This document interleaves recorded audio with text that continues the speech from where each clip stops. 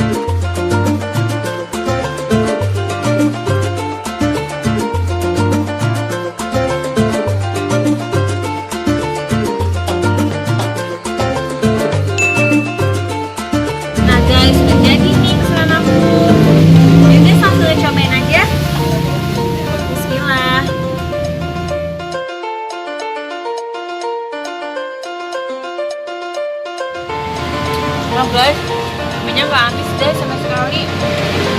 Dan bakarnya juga pas banget.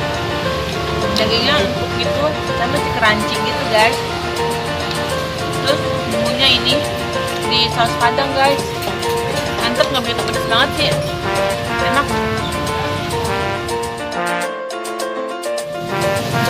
Ini namanya monster cumi bakar ya guys. Lokasinya ada di Gedung Waringin guys. Oh iya, bukanya dari jam 3 sore sampai jam 10 malam ya. Pokoknya kalian wajib banget ya guys mampir ke sini. Ini enak banget dan gak berasa amis gitu loh guys. Cuminya tuh dan dagingnya enak tapi crunchy gitu, enak deh dimakan.